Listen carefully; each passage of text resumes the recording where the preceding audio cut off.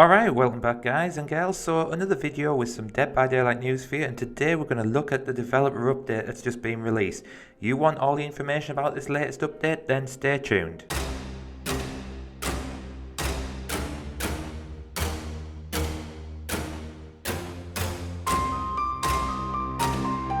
Alright, so the developer update, it was released in two parts and that's just been announced. It follows on from part 1, which was released last week, where we were told about some changes to the killer, some add-on changes and some perk retweaks. I never got a chance to do a video about part 1, but I'll run through some of the standout changes on this video. I wanted to wait to do it all together. So killer changes. So we've had in part 1 the trapper change. Basically, the developers advised that the traps were RNG dependent on the amount that spawn. So sometimes you would just have 4 around the map plus 1 in your hand.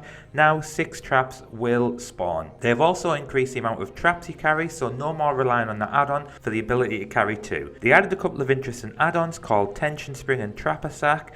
Tension Spring will reset a bear trap 2 seconds after a survivor escapes, and Trapper Sack ensures that you start with all the traps in your hand. It sounds like a nice addition. You don't have to walk around the map picking them up. However, it's not that simple because with this add-on, bear traps cannot be picked up, so be careful with the placement. Next up we have the Spirit. She's had some survivor counterplay added to her, and this includes anyone within 24 meters will hear a directional phase sound, removing the old Spirit mind games of standing still and guessing. The Spirit's footsteps will now kick up dust while she is phasing, and this is another telltale sign of her phasing and where she is at. She's had some changes to her add-ons, which one of them, when you press the ability button, will return you to your husk. This is going to be purely for mind games. You are on one side of the pallet, can phase and decide if you want to return to the husk if someone has vaulted. Then you have the other add-on, and when you end the haunt and the spirit husk explodes, any vault location within 4 meters are blocked. Next up, this was today's news, we move on to the Deathslinger. He has been nerfed with his quick shots, and now you can no longer shoot until you've aimed right down that sight. They've increased the delay after cancelling your shots before you can basic attack as well, and decreased movement speeds penalty while aiming down the sight. So that's not a slight buff there, however has the damage already been done.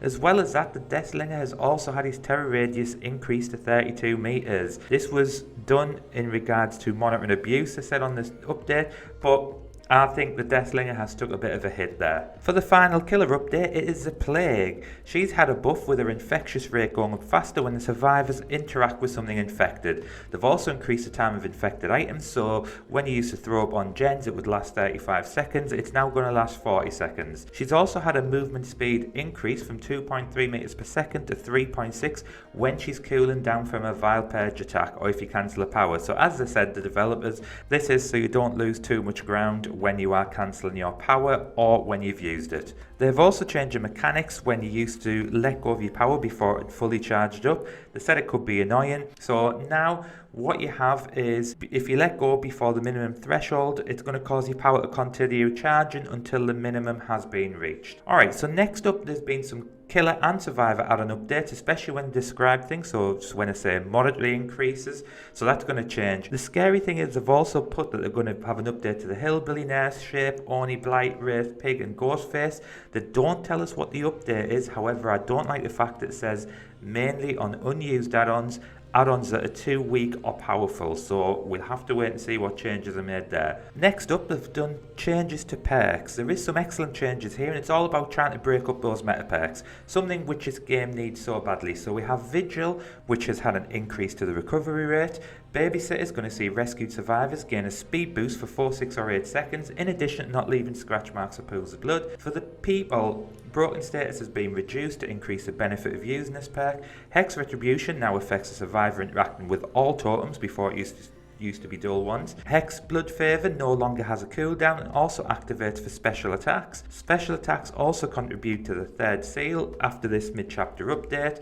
Thrill of the Hunt has had an increase to the speed penalty from Cleansing to Blessing. Windows of Opportunities had the cooldown removed and an increase to the range. That's quite a powerful one to that. Windows of Opportunity, I have said before, if you're new, it's a great perk to use, but now there's no cooldown to it. Repressed Alliance has had the time required reduced for it to activate. Again, this could be a good powerful perk, and the reduction there is going to help out a lot. Build to Last has had an element of locker play added, meaning that hiding a locker for a set amount of time is going to cause your item to refill to 99%.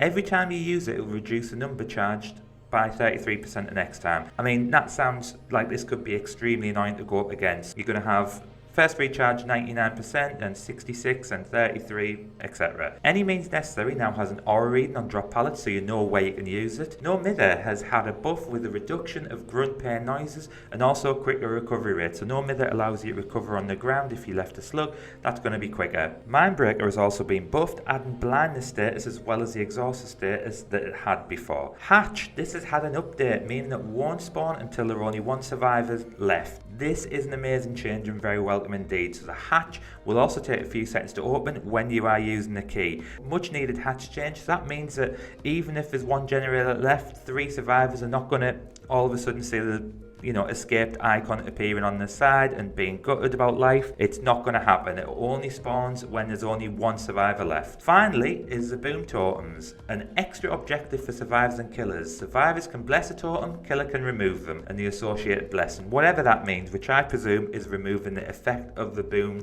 perk.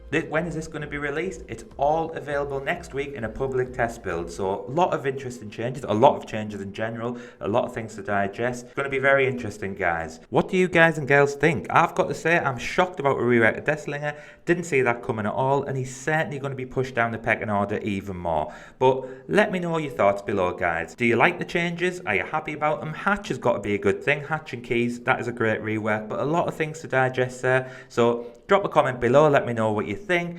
If you enjoyed the video, guys, please remember, like the video, and if you haven't already done so, press that subscribe button, click the notification bell, and you will be alerted when any more videos are released. Alright, thanks guys.